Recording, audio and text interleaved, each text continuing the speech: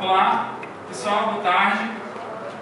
Vamos dar prosseguimento aqui ao Enem, né?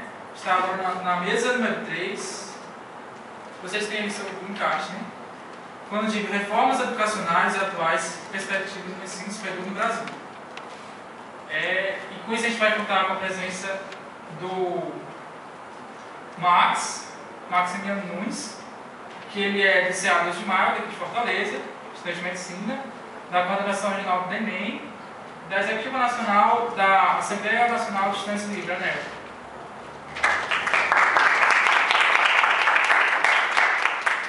E compondo a mesa aqui também, vai apresentar aqui o Fernando Saraiva, que ele é da Executiva Estadual do SSP Conlutas.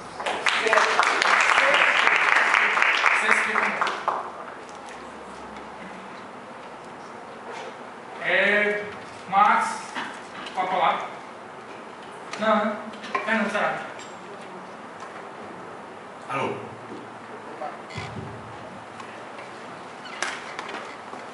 Boa tarde, gente.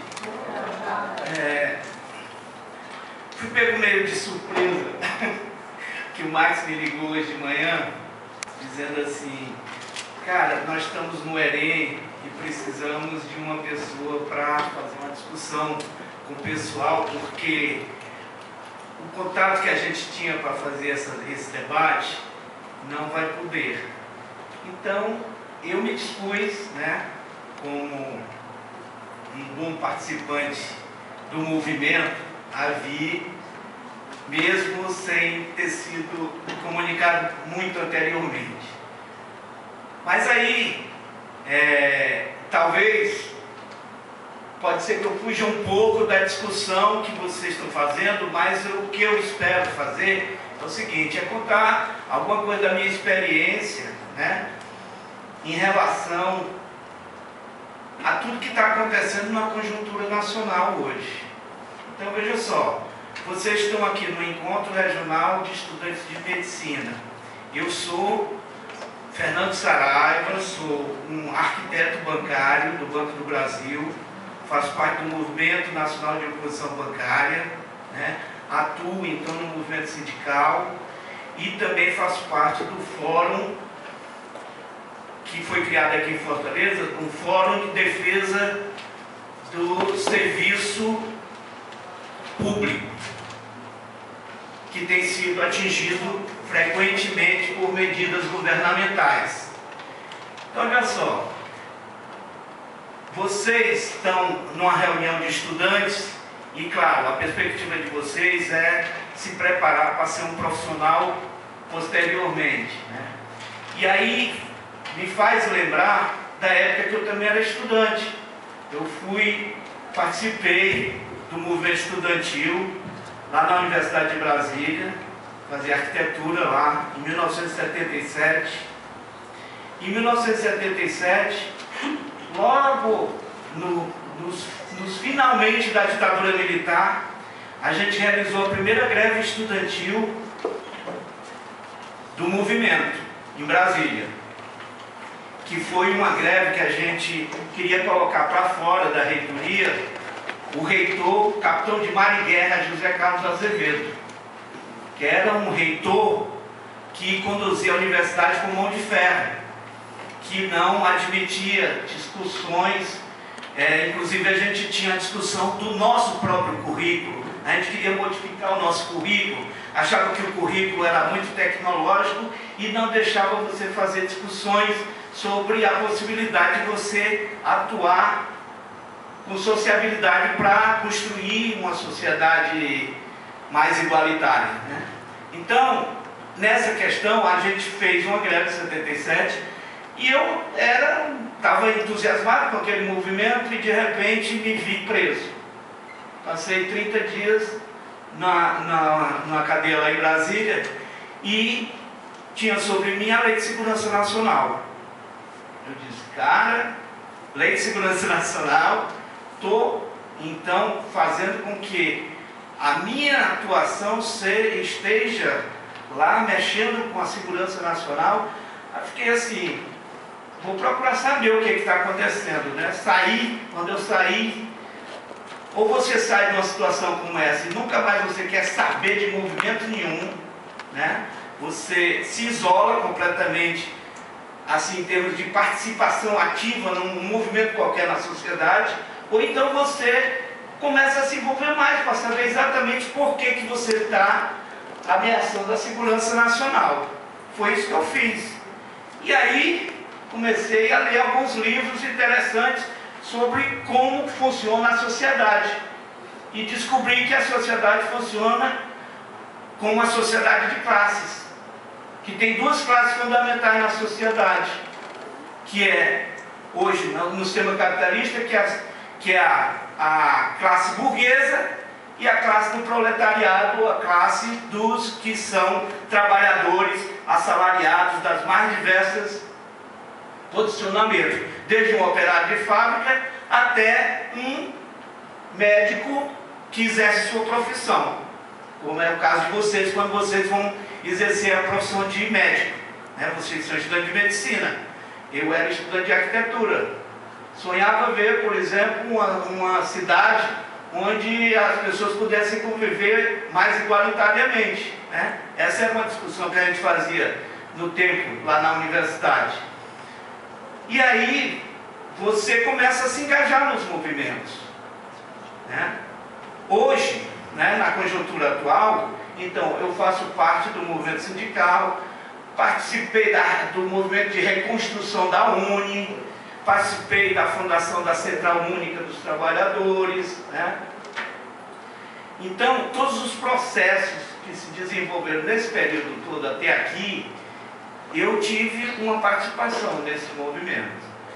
E aí você tem uma sociedade hoje em que praticamente, né, o que acontece é que a gente está vivendo uma conjuntura, por exemplo, de eleições, né?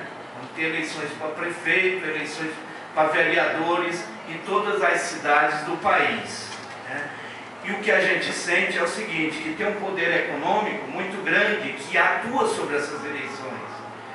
E isso é uma coisa que vem da própria crise que se instalou a nível internacional do sistema capitalista. O sistema capitalista hoje que determina, por exemplo, que as verbas para a saúde são minorias, são migalhas que saem dos governos, para a saúde, para a educação, né, para todas as necessidades gerais da população, elas são minoritárias. Por quê? Porque os políticos hoje, eles são patrocinados pelo grande capital, pelos banqueiros, né, e pelos empresários. Eu, por exemplo, sou bancário, né? Sou bancário, sou arquiteto, trabalho no Banco do Brasil e sou bancário. Como trabalhador bancário, a gente sente que, por exemplo, os banqueiros hoje, eles são os maiores beneficiários do sistema econômico nacional. Juros, etc., todas, inclusive eles controlam as principais empresas do país, por exemplo, né? Então eles determinam, eles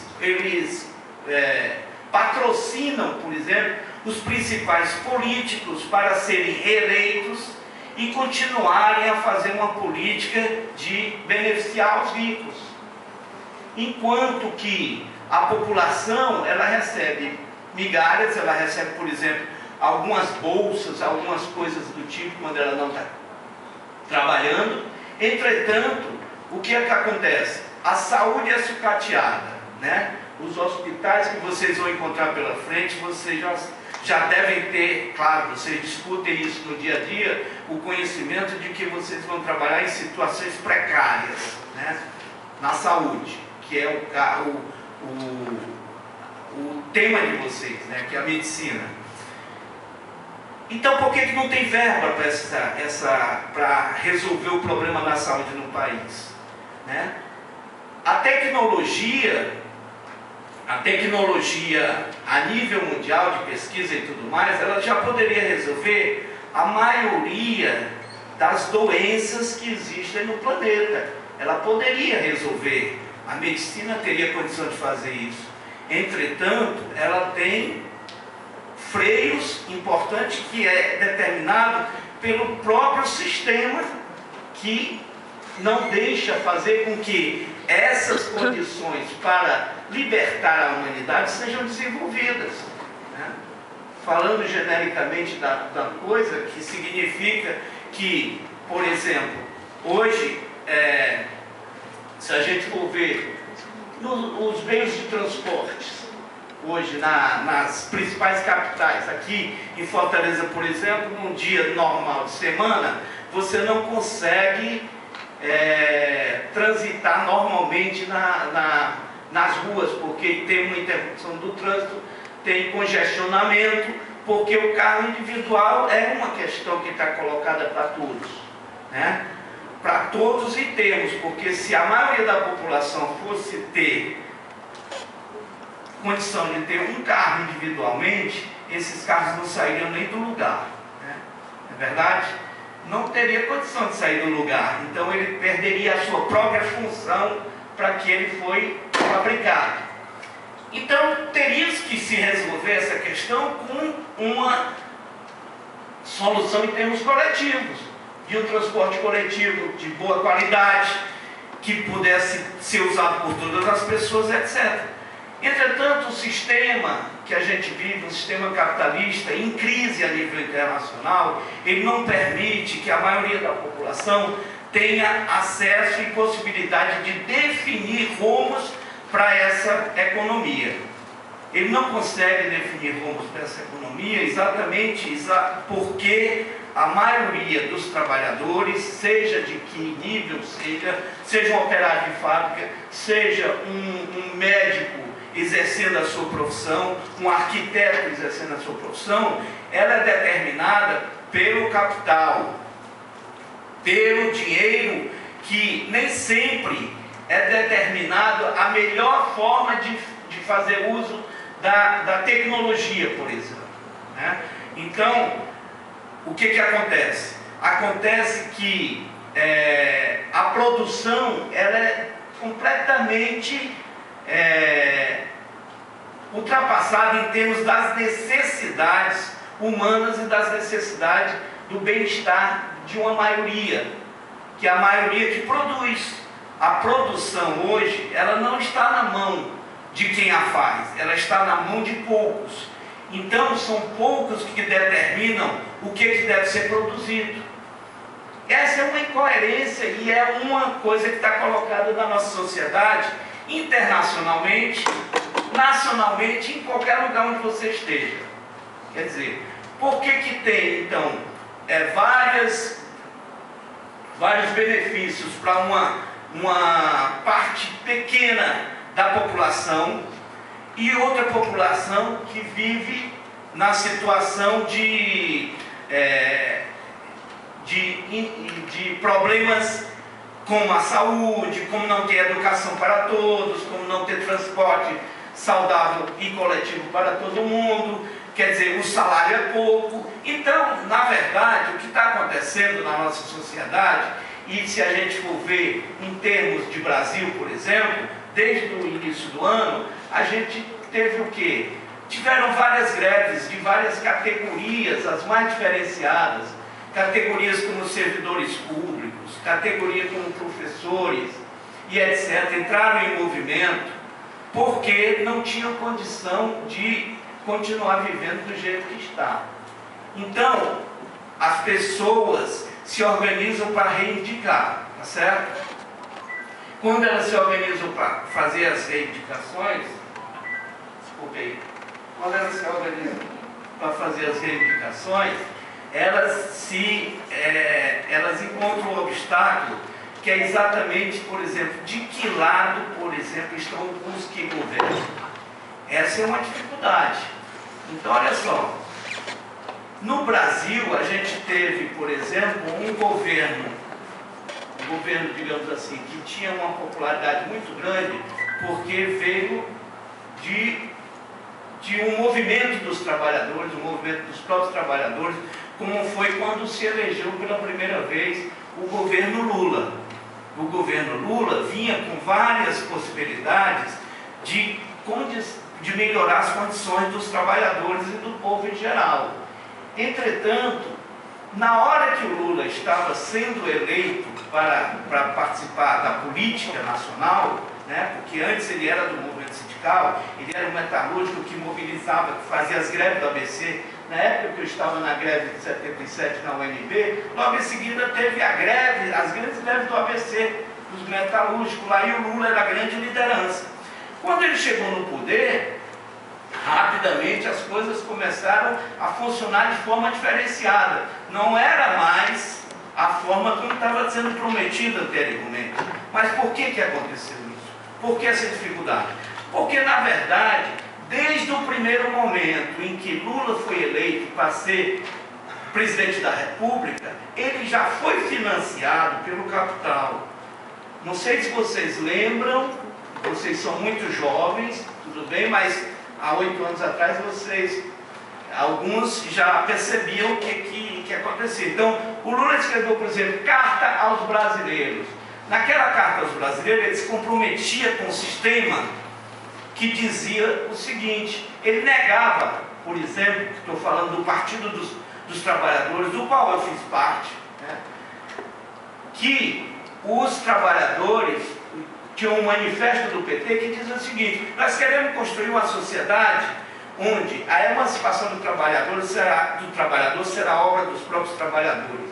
Nós queremos construir uma sociedade que tenha independência para resolver os problemas a partir dos produtores. Os que produzem a riqueza, eles podem se organizar e dividir igualitariamente tudo que é produzido. Entretanto, quando ele escreveu a Carta aos Brasileiros, ele se comprometeu com todos os problemas de gestão da sociedade, colocando-se à vontade em relação à banqueirada, em relação aos empresários.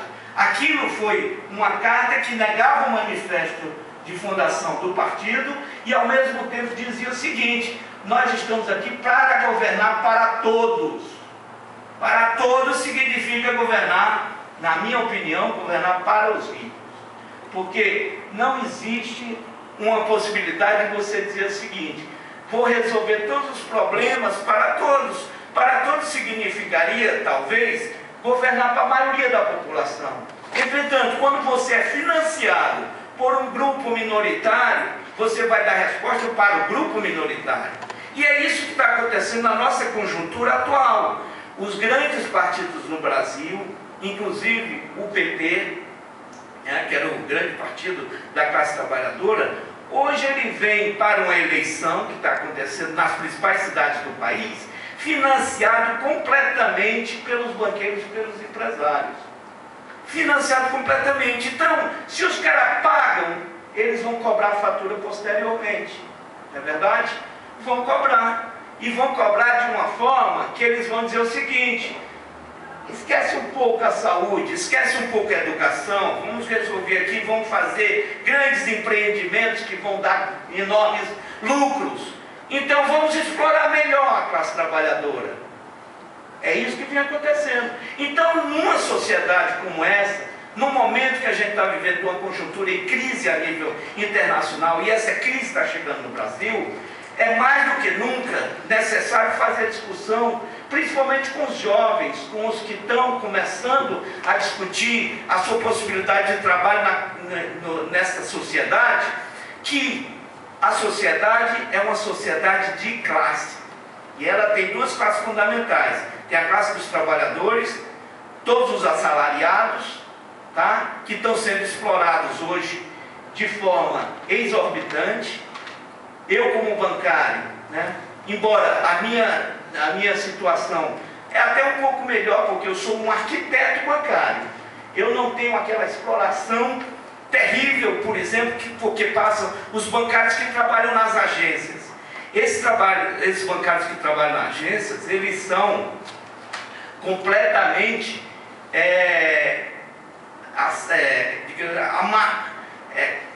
digamos assim, amassados por uma quantidade de metas terríveis para eles cumprirem. Para eles venderem, para eles darem mais lucro para os banqueiros.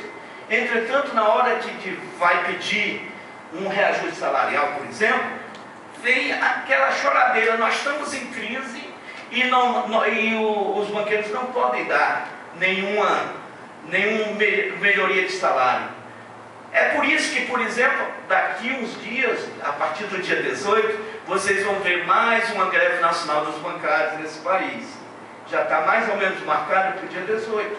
Porque o que eles dão é apenas a inflação que aconteceu durante um ano e uma migalha a mais que nos primeiros meses depois de um acordo coletivo, novamente os trabalhadores estão já com o dinheiro comido pela inflação.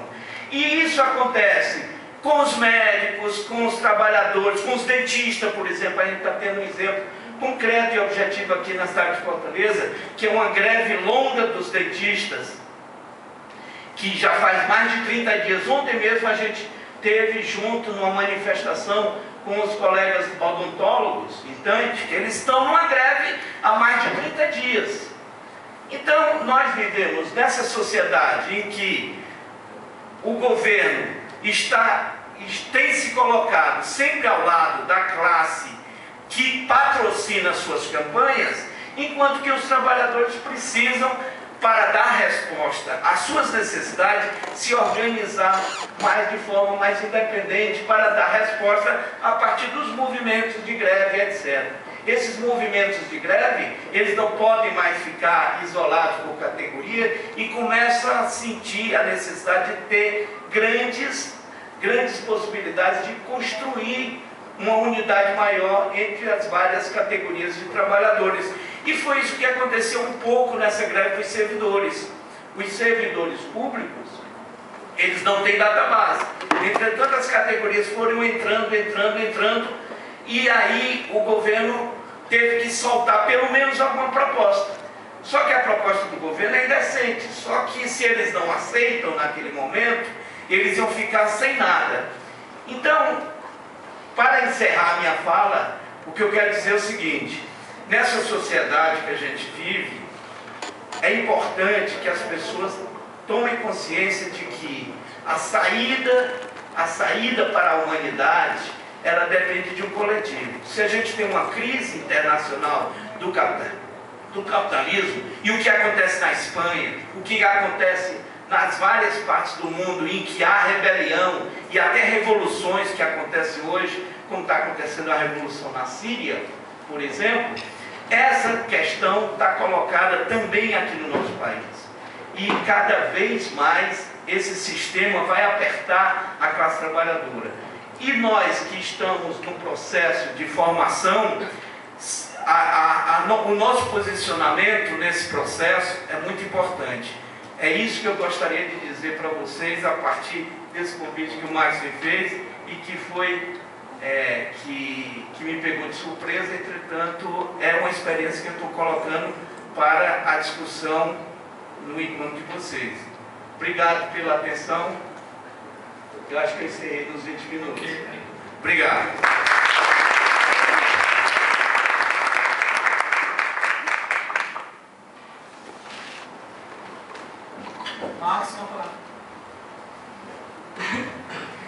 Pessoal, boa tarde.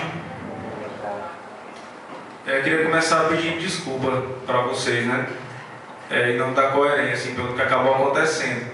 A gente tinha essa mesa prevista para ter uma fala de um membro da FASUBRA, que é a Federação Nacional dos Servidores, um membro do ANDES e um membro da Coerem, né? O único que acabou meio que obedecendo aí fui eu, né, que vim para fazer a mesa também. Porque infelizmente nós havíamos marcado, e aí a FASUBRA confirmou, e aí em cima da hora, nada de chegar e a gente se desmanchando ali para ligar o pessoal para vir.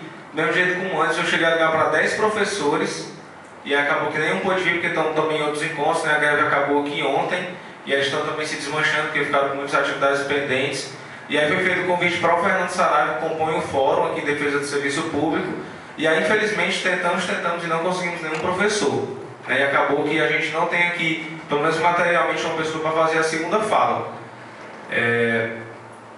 Se vocês me permitirem, assim, eu não vou dizer que vou fazer, mas vou tentar também abarcar um pouco do conteúdo que seria da segunda fala, né, que seria um pouco da fala sobre a greve dos professores, um pouco da situação da educação, do Plano Nacional de Educação. e da reforma universitária. Vou tentar. Então, boa tarde de novo, me chamo Max, né, o Pedro já começou a me apresentar aí. Sou do Centro Acadêmico de Medicina aqui da UFC. É a minha segunda gestão, também junto com os meninos aqui, que também estou ajudando a organizar o encontro. Está sendo organizado por a gente, o S, Unifor, Cristos e, sobretudo, pela DENEM. É importante lembrar isso também. Sempre os nossos encontros são organizados pela DENEM como um todo, seja nacionalmente ou localmente, e pelos centros acadêmicos. Sou da Coordenação Nacional da DENEM, sou da Executiva Nacional da Assembleia Nacional dos Estudantes Livres e sou da Secretaria Estadual da CSP com Lutas, né, que é um diferencial que tem essa central sindical, que ela tem representação para movimento estudantil. Então eu sou o representante da ANEL, que aqui no Ceará faz parte da CSP com Lutas.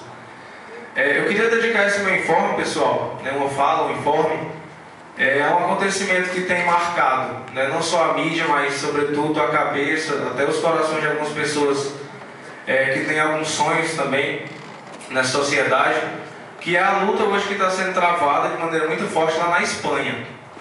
Eu acho que alguns podem ter chegado a ver, não com um repasse que a gente esperaria que fosse feito pelo Jornal Nacional, algumas outras manchetes, uma marcha que aconteceu no dia 10 de julho, em que cerca de 200 mineiros entraram pelas ruas de Madrid e foram recebidos por mais de 80 mil trabalhadores, que apesar de terem sido impedidos de sair de casa, tiveram lá para se manifestar e gritar: Madrid trabalhadora apoia os mineiros, que estão sendo protagonistas na luta contra a implementação dos planos de austeridade, que sobretudo, não só na Europa, mas especialmente na Espanha, essa situação que eles estão vivendo, que estão sendo aplicados pelo governo do Mariano Rajoy, que é um outro governo de turno, colocado também pelo Banco Central Europeu, pela União Europeia, pelo FMI, que se chama de Troika, tem implementado cada vez mais planos que têm gerado desemprego. A juventude hoje não consegue dar passos em frente, porque já beira 50% de desemprego.